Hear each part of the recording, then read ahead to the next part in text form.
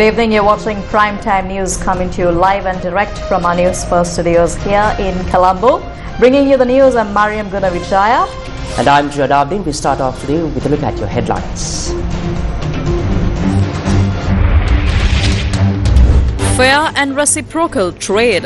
The US announces global tariffs plan. 44% for Sri Lanka, 26% for India, 37% for Bangladesh. US tariff policy not country-specific. Sri Lanka negotiating for a reduction in tariffs. President appoints committee to submit recommendations to the government on the new US tariff system. Indian Prime Minister Narendra Modi to arrive in Sri Lanka tomorrow. Deshabandhu further remanded until April 10th. Media informed of Valigama incident details based on information from Deshabandhu. Additional Solicitor General quotes former Minister Tiran. And on to those stories in detail. US President Donald Trump has unveiled sweeping tariffs on some of the country's largest trading partners. Trump said he would impose a 10% universal tariff on all imported foreign goods in addition to reciprocal tariffs ranging from 20% to more than 40% on dozens of countries. Well, the 10% universal tariff will go into effect on the 5th of April, while the reciprocal tariffs will begin on the 9th of April. Now, Trump was fulfilling a key campaign promise by raising US taxes on foreign goods to narrow the gap with the tariffs the White House says other countries unfairly impose on US products. Is the decision of the US president. On the 2nd of April 2025, US President Donald Trump addressed a group of automotive industry professionals in the Rose Garden at the White House, explaining the latest executive decision. President Trump said that other countries gain significant advantages in trade deals with the United States. To immediately address the imbalance, he announced the implementation of a new policy of reciprocal tariffs to ensure that the U.S. economy benefits more from these trade relationships. Bangladesh is 74%, so you see what's going on. Pakistan, 58%. Sri Lanka, 88%. So what we're doing is we're taking not the full, we could take the full 88%. Thanks a lot, Aaron. He's doing a very good job. How's he doing, all right? I think you better take it with you. It's not going to last very long. He's going to put it, it's going to follow you down with the wind. I brought a hat just in case it got too windy, but would anybody like a hat? I'm not giving it to a cabinet. I'm giving it to the auto workers. Come here.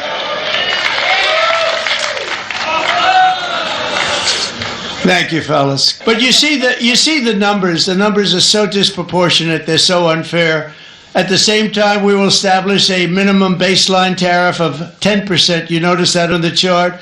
And that'll be on other countries to help rebuild our economy and to prevent cheating. How will this executive order be implemented? The full text of the US President's executive order has been published on the official White House website.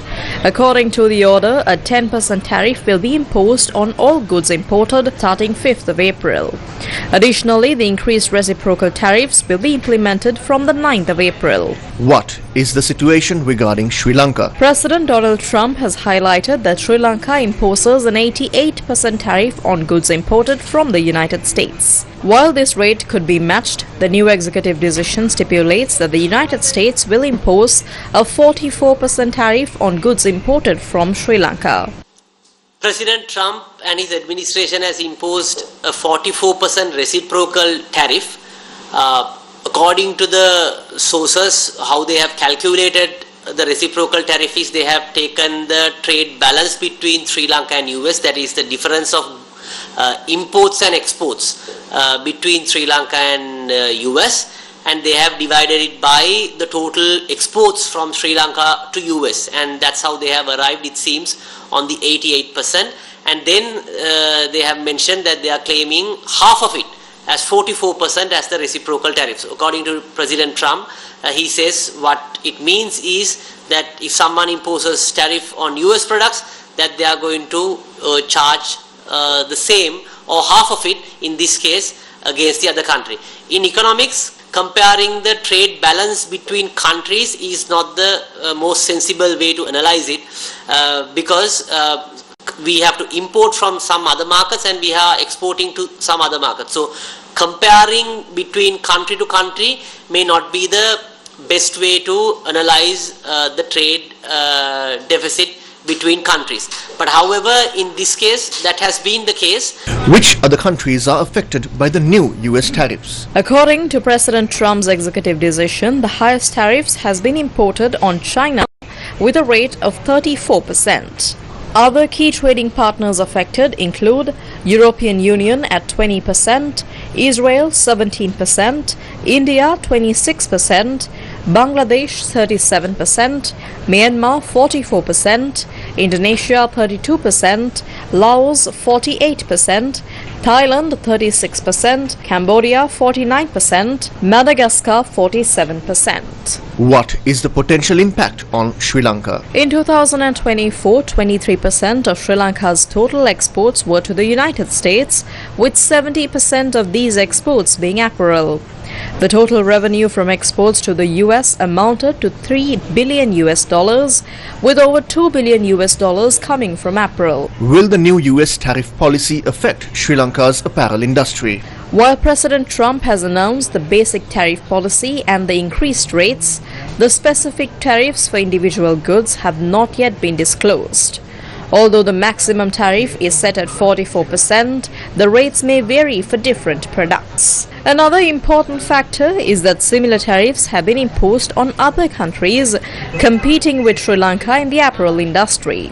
For instance, Bangladesh 37%, India 26%, Vietnam 46%, Thailand 36%, Cambodia 49%, China 34%.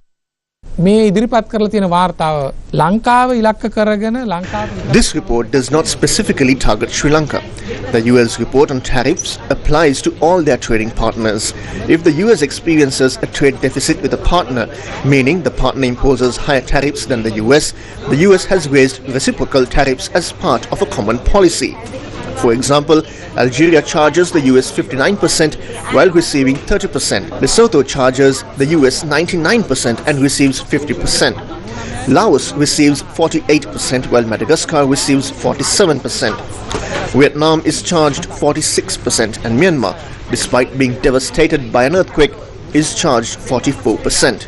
The US has imposed these tariffs based on the trade deficit with each respective country, rather than the specific circumstances of those countries. සාපේක්ෂව තීරවලට සාපේක්ෂව තමයි මේ ආය කිරීම සිද්ධ කරලා තියෙන්නේ.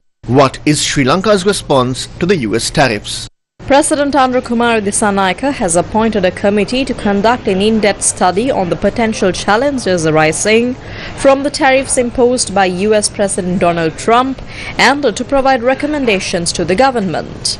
The committee includes key officials such as the Secretary to the Ministry of Finance, the Governor of the Central Bank, the Chairman of the Board of Investments of Sri Lanka, the Chairman of the Export Development Board of Sri Lanka, the Director General of Economic Affairs at the Ministry of Foreign Affairs, Senior Economic Advisor to the President Duminda Hulangamua, Chief Economic Policy Advisor of the Ceylon Chamber of Commerce Shiran Fernando, and industry experts Ashraf Omar, Shirad Amalin and Saif Jafarji. The Ministry of Foreign Affairs has initiated diplomatic discussions regarding the 44% tariff imposed by the US on Sri Lankan imports.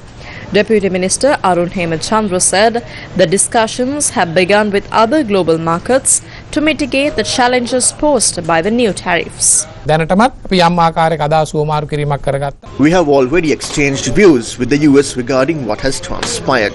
The implementation of the reciprocal tariffs will take place on April 9th. We are trying to negotiate with them to seek a reduction in the tariff before the implementation date. Sri Lanka is facing an extraordinary situation. Although we maintain a favorable trade deficit, the country is engaged in an International Monetary Fund supported program. We are gradually reaching stability after an economic downturn and are working closely with various countries and international agencies. We have the opportunity to explain our situation to them. We need to provide this explanation while considering their policy. We were aware of the policy that would be followed. One country cannot dictate another country's policy implementation, and we cannot intervene in that either. We are engaged in discussions and will continue to engage in talks. At the same time, what are the alternatives? If this is the US tariff policy and it is universal, and if we cannot change it, there are several other alternatives. One is the GSP Plus preferential tariff system, and we can discuss and reach more beneficial terms. We can intervene in the process as well. Additionally, there are complexities in the tariff structure that we follow. We can simplify them and engage in more discussions. UK Prime Minister Sir Keir Starmer has acknowledged that Donald Trump's tariffs on the UK will have an economic impact, but insisted the government would respond with cool and calm heads. I want to be crystal clear. We are prepared. Indeed, one of the great strengths of this nation is our ability to keep a cool head. I said that in my first speech as Prime Minister, and that is how I govern. That is how we have planned, and that is exactly what is required today. We have to understand that just as with defence and security, so too for the economy and trade. We are living in a changing world, entering a new era.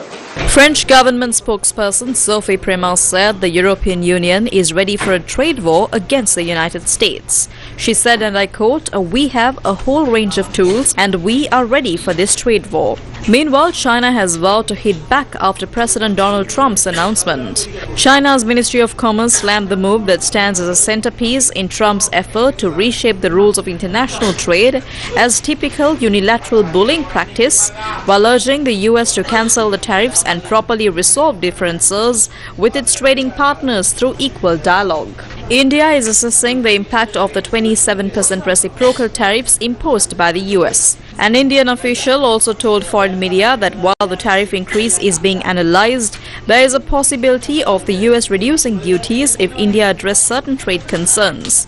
Discussions between the two countries on a bilateral trade agreement are already underway. Indian Prime Minister Narendra Modi arrived in Thailand today, where he will attend the 6th BIMSTEC summit. After concluding his Thailand visit, Prime Minister Modi will travel to Sri Lanka for his first visit to the island nation since the election of Anurakumara Dissanayake as its new president.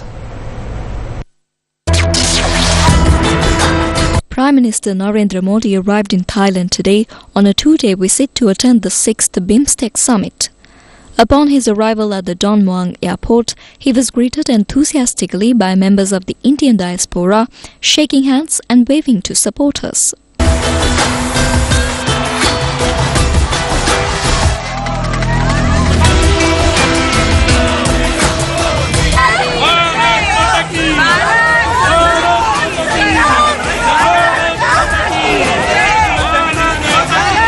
Prime Minister Narendra Modi then received a ceremonial guard of honour at the Government House of Thailand.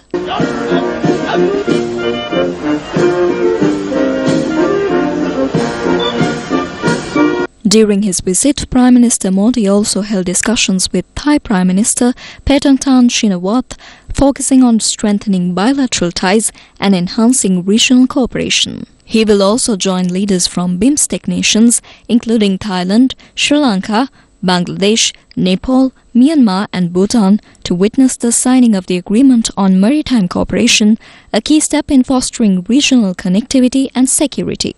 In his departure statement, he emphasized BIMSTEC's role as a crucial platform for promoting economic progress, connectivity and regional development in the Bay of Bengal region over the past decade. Following the conclusion of his Thailand visit, Prime Minister Modi will travel to Sri Lanka, marking his first trip to the island nation since the election of President Anurakumara Dissanayake. Indian Prime Minister Narendra Modi said Sri Lanka and India will review the multifaceted India-Sri Lanka friendship and discuss new avenues of cooperation during his visit to Sri Lanka. India's Ministry of External Affairs said in a statement that he was confident that the visit will build on the foundations of the past and contribute to strengthening close relationships for the benefit of the people and the wider region. News First with the people. In other news making headlines tonight, Inspector General of Police Deshabandhu Thennakoon has been remanded until the 10th of this month. This order was issued during the hearing of the related case before Matara Magistrate Aruna Buddhadasa today. The Inspector General of Police Deshabandhu Thennakoon, who was detained at the Dumbara prison, was brought before the court today under heavy security. During the proceedings, Additional Solicitor General Dilipa Piris presented an investigation report stating that there is sufficient evidence to name former director of the Colombo Crime Division, Neville De Silva, as a suspect. Accordingly, the magistrate granted permission to name Neville De Silva as the 9th suspect. The Additional Solicitor General informed the court that Deshabandhu Thennakoon had made a false statement regarding his whereabouts while an open warrant was in effect. He further stated that Thennakoon had been questioned for over 6 hours while in prison. Excerpt. According to him, at the time of the court order for his arrest on the 27th February, he was playing badminton. Upon learning that he was being sought for arrest, he went to his Hokandara residence, changed into jeans and a t-shirt, donned a face mask and a cap, and left for his house in Giriyulla in a three-wheeler. He deactivated his 2 mobile phones during this time. After arriving at his Giriyulla residence, he paid the three-wheeler driver 15,000 rupees. According to him, he boarded the three-wheeler at Kospatha Junction. We examined the CCTV footage there. He did not travel by three-wheeler. Instead, he travelled to Giriyulla in a Montero Jeep worth 16.5 million rupees, owned by his close friend, businessman Suranga Veera Surya, the owner of 12 bars. End of Dilipa Piris said that despite examining the location where Deshabandhu Thennakoon claimed to have hidden, the crime scene investigation officers could not find evidence to corroborate his statement. Meanwhile, the Additional Solicitor General also presented details regarding the questioning of former Minister Tiran Alas. Your Honour, the day after the controversial shooting, then Minister of Public Security Tiran Alas held a press conference with the suspect Inspector General of Police, stating that the shooting occurred while attempting to apprehend a drug dealer. This was a completely fabricated story. We questioned Tiran Alas about this. He stated that he was not aware of the incident. According to the information provided by Inspector General Deshabandhu and former Director of the Colombo Crimes Division Neville De Silva, he made those statements at the press conference. However, he cannot evade responsibility by claiming ignorance. We are conducting further investigations. Additionally, Tiran Alas informed then President Ranil Wickremesinghe to provide compensation to the family of the deceased police sergeant. President Wickremesinghe subsequently paid 2.5 million rupees as compensation. We are investigating how such compensation was paid from public funds without proper justification. End of excerpt. Representing Deshabandhu Thennakoon, President's counsels Shanaka Ranasinghe and Anuja Premaratna requested bail for their client. The President's counsels argued that the charges under the Public Property Act were a deliberate act to ensure Deshabandhu Thennakoon's remand. The Additional Solicitor General's response was as follows.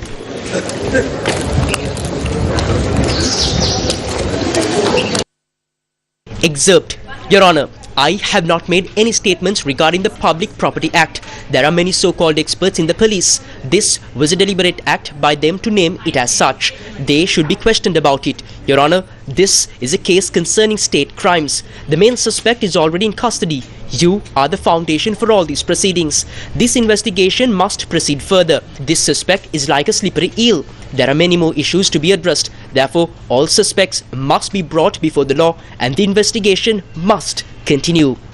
Considering the presented facts, the magistrate ordered Deshabandhu Thennakoon to be remanded until the 10th of April and set the date for the bail hearing.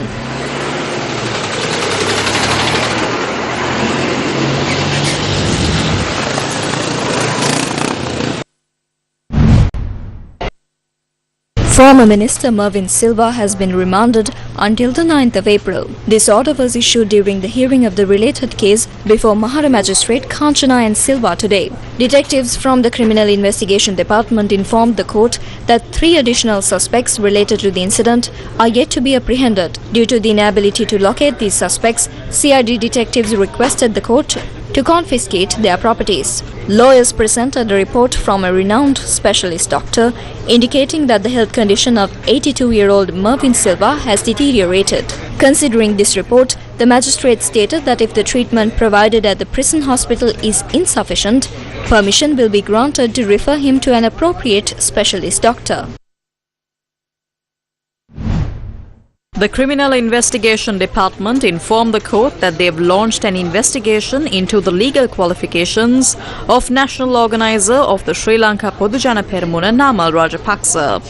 This was after a complaint was filed based on information provided by an individual residing overseas. The CID said that the investigation is focused on several aspects, including Namal Rajapaksa's final exam at the Law College. They added that they've already started reviewing the relevant documents. Newsfirst, main sponsor. Tokyo Super, ඕන වැඩකට Super.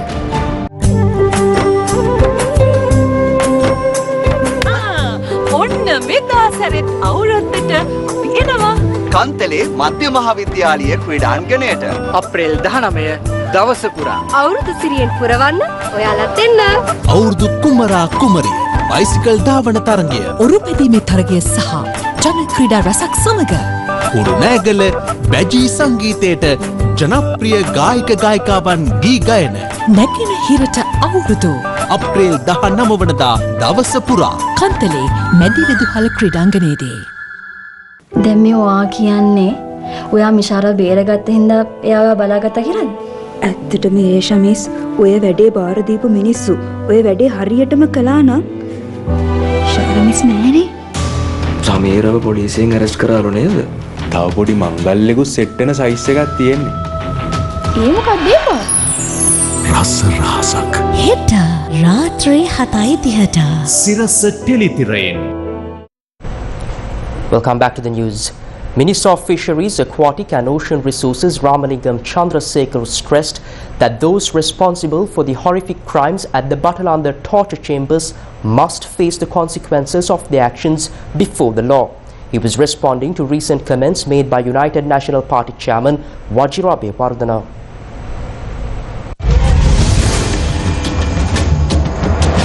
The Battle of the Commission report. Speaking in Vaunia yesterday, United National Party chairman Wajirabe Wardana said that killing in self-defense should not be considered a crime.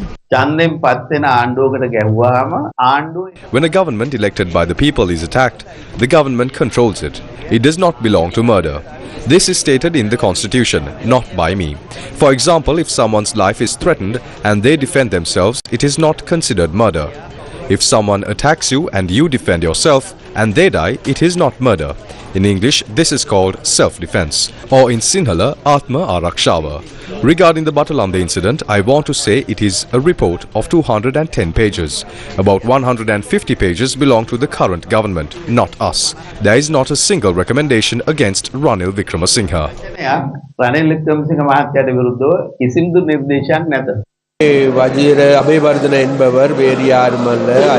Wajirabe Wardana, the chairman of the United National Party, can say whatever he likes. But the truth is, the man who sucked the blood out of those youth at the Batalanda torture chambers is none other than Ranil Wickremesinghe. Ranil Wickremesinghe is directly responsible for the deaths of thousands of innocent people, our own people. That loss is something we feel deeply in our hearts. When the law is finally enforced as it should be, some of those members of the United National Party who've boasted about their actions will find themselves behind bars. Even Ranil Wickremesinghe may one day have to wear a prison uniform. Between 1987 and 1989, more than 60,000 young men and women were brutally killed. These were people who believed in building a better future for our country. Today, that vision they had is slowly becoming a reality. Their dream has not been forgotten. அவர்களுடைய கனவு நனவாக்கப்பட்டிருக்கின்றது. The Battle of the Commission report. Another grave revelation from the Batalanda Commission report has come to light, shedding further insights into the atrocities committed at the Batalanda torture chambers. Among the 14,000 pages of the Commission's report, a letter submitted by Vasala Jayasekara, a state bank official, has surfaced detailing his harrowing experience. Excerpt from the Batalanda Commission report.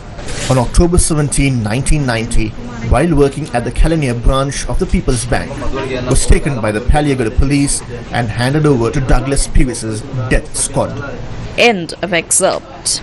According to Jayasekara's testimony, he was stripped naked, beaten and subjected to severe torture, including having chili powder thrown into his eyes and needles inserted under his fingernails. After being held at the police station for 3 days, Jayasekara was transferred to the Batalanda torture chambers, where he endured further inhumane treatment. Excerpt from the Batalanda Commission report. Douglas Pierce took me to the Batalanda torture chambers, where I was brutally beaten and tortured for 3 or 4 days. I was then held at the Paliaguda police station for several months. On February 15, 1991, I was released without any charges after paying a bribe of 50,000 rupees. Later, I had to pay an additional 25,000 rupees to obtain the necessary documents to resume my job. End of excerpt. Previously, Earl Soge Pereira, also known as Sydney, was similarly abducted and extorted for money. Senior police officer S.C. Pathirana submitted this letter to the Commission, revealing the demand for a 50,000 rupee ransom. These abductions and extortion incidents occurred during the same period when Janatha Vimukti Peramuna leader Rohana Vijayveera was assassinated. Were these abductions and extortions carried out for personal gain or self-defense? We continue to question whether these incidents will be thoroughly investigated and justice served to the victims. While the Batalanda Commission has made certain recommendations, these must be legally verified and established as concrete evidence. This is the proper procedure, and only through this process can any action be taken. When someone is labelled a murderer in our country, it is crucial that action is taken. Investigations must follow. A government cannot simply stand by and remain silent in such matters. Therefore, whether it's findings of the Batalanda Commission or any other, legal steps must be taken with the involvement of the appropriate institutions. The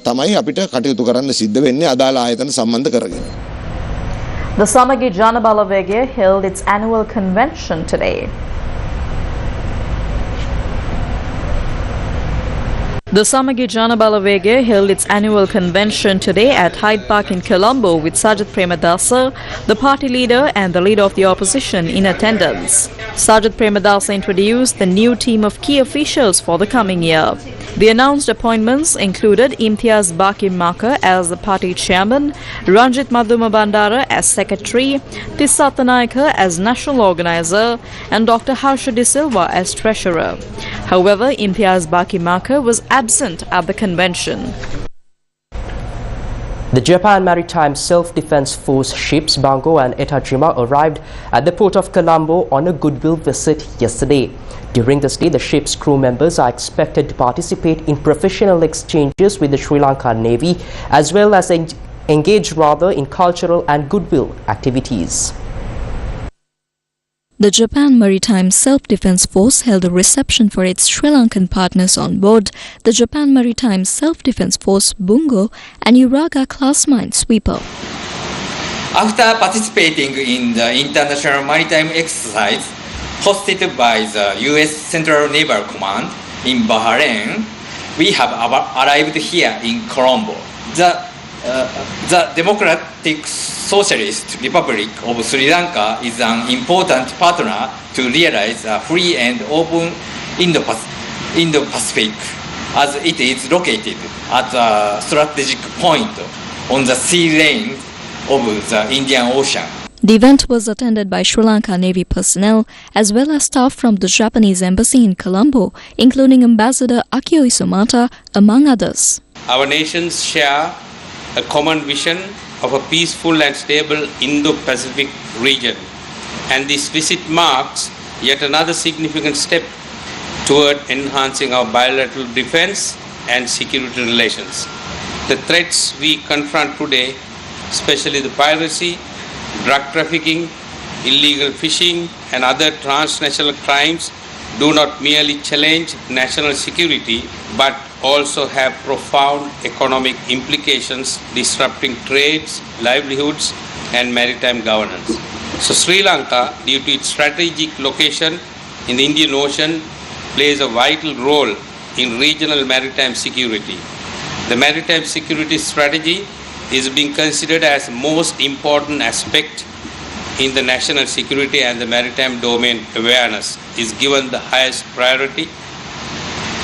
Maritime domain awareness involves with monitoring, surveillance and coordination to ensure maritime safety, combat illegal activities and protect national interests. We are expecting the visit of Japanese high-level diplomatic, parliamentary, Minister of Defense, Japan to Sri Lanka in May 2025, and it will be a significant milestone in strengthening the diplomatic, defense and economic ties between our two nations.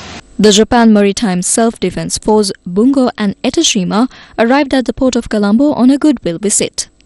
The 141-meter-long JMSDF Bungo is a Nuraga-class minesweeper tender commanded by Commander Tanaka Koji, and the ship is manned by a crew of 125. Meanwhile, JMSDF Etajima, a 65-meter-long minesweeper, is under the command of Commander Oda Takayuki and operates with a crew of 54 personnel. Following yesterday's event, a beach cleaning initiative was also organized today, cooperated by Sri Lankan Navy and Japan Maritime Self-Defense Force. The ships are scheduled to set sail from Colombo on the 4th of April. Good news! Someone says what's next you can strong.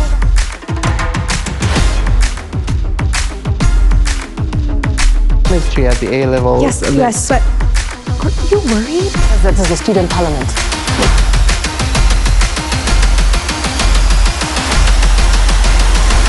Prefect. Saturday and Sunday at 6:30 p.m. on TV1.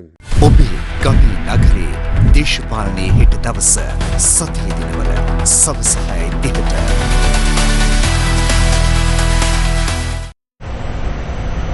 Welcome back to the news. The MBC Media Network today introduced a new program offering practical media knowledge to school children.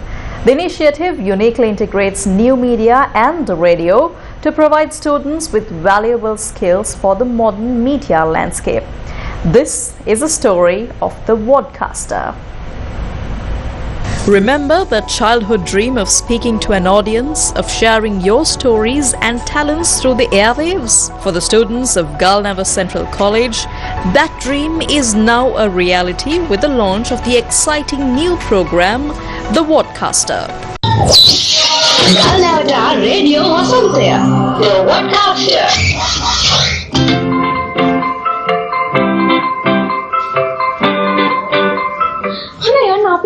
ලස්සන ගීතයකට සවන් දීලා නැවතත් එකතු වෙලා යනවා දිනුවෙන් දියාගේ දොරිදෝමේ chart show එකක් නේ පිටිහ වෙලාව මතක් කරමුද පාර කියන සිරසෙක් වෙන රැඳිච්ච වෙලාව 12:23යි. The Wadcaster, a platform designed to amplify young voices and showcase their talents, was unveiled at a special ceremony held at the school and is set to become a vibrant hub for student creativity.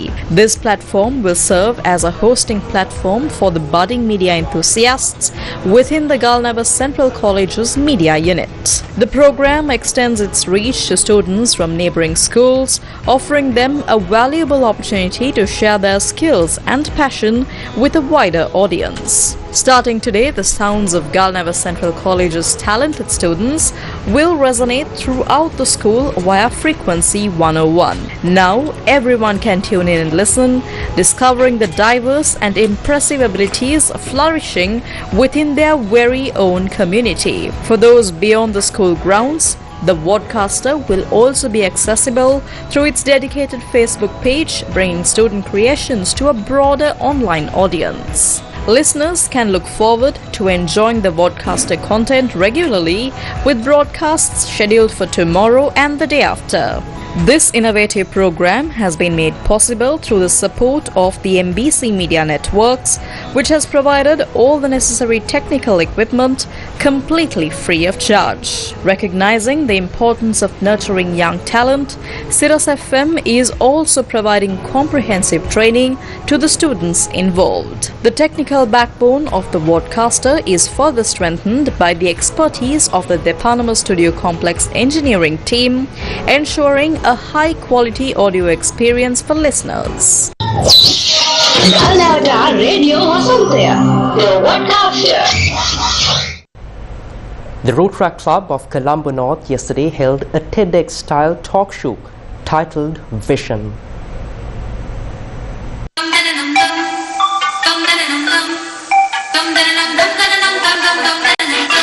Yeah, I get the spiritual move with us. That flame just fuming us. Those games just humorous.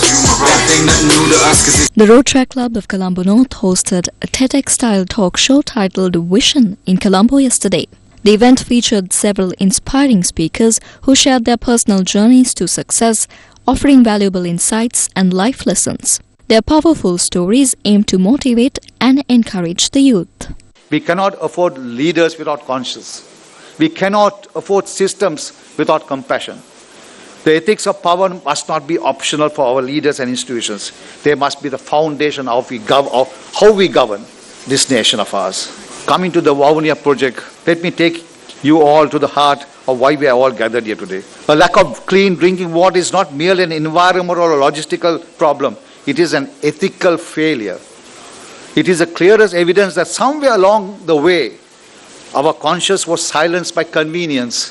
The event served as a fundraising initiative to address the silent and ongoing water crisis in the rural areas of Vavuniya. Lower International School Nugegoda celebrated the Sinhala and Tamil New Year today. The Sinhala and Tamil New Year celebration at Lower International School Nugegoda brought together students, teachers and parents for a day filled with traditional games, performances and authentic Sri Lankan delicacies.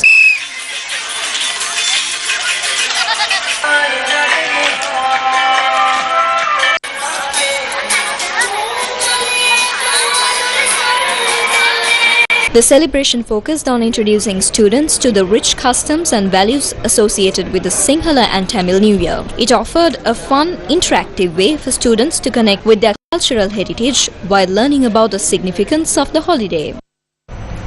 And that's a wrap of your news for tonight. Good night.